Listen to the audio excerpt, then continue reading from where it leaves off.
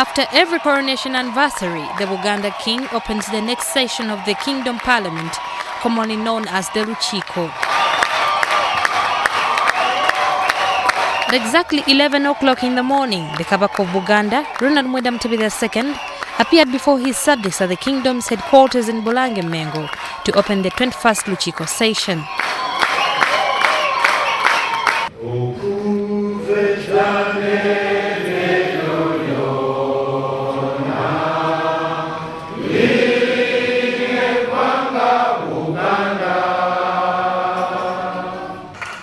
And Monday's session was special as the newly appointed kingdom ministers took their oath, pledging their loyalty to the Kabaka and to the development of the kingdom.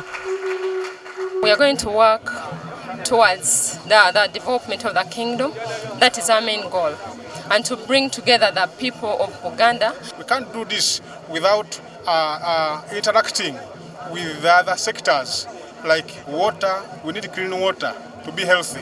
We need food. Therefore, culture is the key. Talk about culture and food security. To have this, we need to look at the environment because the clean environment necessarily ensures good health. I am sure if we work together as we've pledged, we should be able to reduce on these challenges. I'm going to do my best to serve the kingdom and to serve my country, Uganda, to promote Buganda at a higher level of tourism, so that Buganda can be a #1 tourist destination in Uganda. But the Kabaka's message to them was clear, that the kingdom needed to see their effort towards its development. Tuyozaayoza abaminisita n'abakungu abalala bonna abaakalondebwa ku mirimu gyabwe, era tubaagaliza okukola obulungi okutuusa ebyo bye tubasuubiramu. Ekyokusanga wange baweze mu maaso go abo nno tebalina kye beekwasa, baweze okutakukiirira mu kuweereza mu bwesimbu, nange mukama wange essuubi lyange eri mu bo. The Kabaka noted that the kingdom is moving in the right direction, adding that unity will help propel the institution to prosperity. He applauded Katikiro Charles Peter Maiga's priority projects, including preserving the dignity of the Kabakaship, fighting poverty by promoting agriculture as well as promoting education and health sectors in the kingdom. Tuwagira nnyo enteekateeka Katikiro ze yayanjulira olukiiko.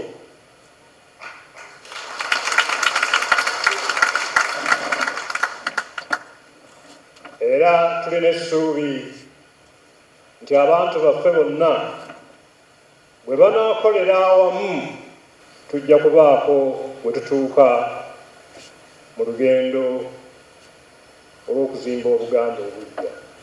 The Kabaka thanked God for the protection during his 20-year reign and appreciated his subjects for their friendship and support exhibited amid the numerous challenges facing the kingdom.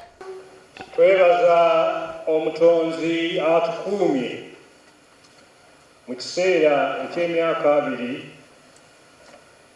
okuva bwe twatuula ku Namulondo,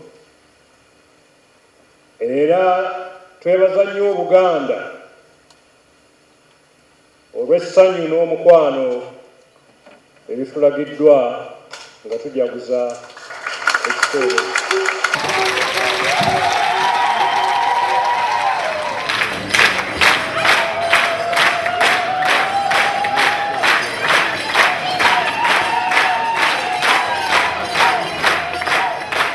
Now on the Buganda Lukiiko members to see to it that they implement the various projects that have been sent to do. Shamin Batalwa, WBS News, Buganda.